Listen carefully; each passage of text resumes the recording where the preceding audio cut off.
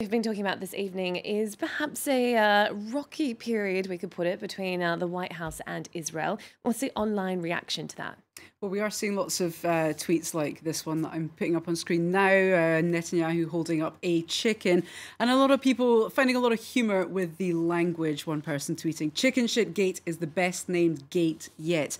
And of course, they're all referring to this article in The Atlantic, this piece by Jeffrey Goldberg. And what's interesting is that the article itself isn't focusing on the language itself, on the insult itself. Rather, it's saying that it demonstrates the fact that relations between the two are now at rock bottom, and the comment is representative of the gloves-off approach that the diplomats are using behind closed doors. Now, he goes on to actually lay the blame for this situation with Benjamin Netanyahu, essentially saying that Netanyahu says he's written off the Obama administration. He's acting to preserve his political career rather than work for peace. And interestingly, that's a position which is echoed in this piece in the Haaretz, which was published after Netanyahu defended himself, saying essentially, look, I'm sticking up for Israel, and that's why I'm getting called these things. They're saying, well, actually, no, it's because you're thumbing your nose at the Obama administration. Now, there are people tweeting online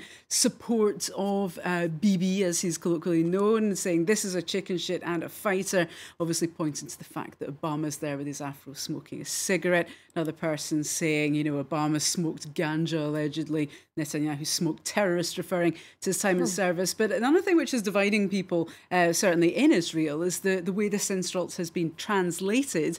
Some people, political commentators, are struggling to find an appropriate translation of the term chicken shit, with a lot of people going for a variation on coward. Yeah, I'm not quite sure how they would translate in French either. All right, moving on now. And in the UK, an exhibition to mark Armistice Day has led to a flurry of criticism. Tell us more. Well, this is the exhibition that they're talking about. It's a piece called Blood-Swept Lands and Seas of Red, essentially. And the moat surrounding the Tower of London is being filled with these ceramic poppies. It's quite striking imagery we're seeing. It's not to the taste of this Guardian columnist, Jonathan Johnson, who is an art critic. And he says that the exhibition is fake, trite and inward-looking. It's almost a UKIP-style memorial. He's arguing that if we're really supposed to be demonstrating the horror of war, rather than these sort of charming, pretty images, we should have something like bones and barbed wire to really demonstrate the horror of war, rather than this pretty thing which is expecting to drop to 4 million viewers. Of course, people are very unhappy with this. One person saying The Guardian is attacking the Poppy Memorial, a new low. Another person describing The Guardian as now the nation's finest toilet paper. Of course, Brits are very, very patriotic and proud of their poppy displays that they carry on. David Cameron has also defended the Poppy Memorial. But what we're also seeing is a rise in what we're calling poppy fascism. And this is debates which are surfacing in the UK for people who don't choose to wear these poppies. And one newsreader for ITV has actually had to defend herself on several occasions for her decision not to publicly support a charity on air, which is what she calls it. And she received a lot of abuse last year. She's coming in for it again, and it looks like it's this poppy politics is going to continue for quite some time. Never ending.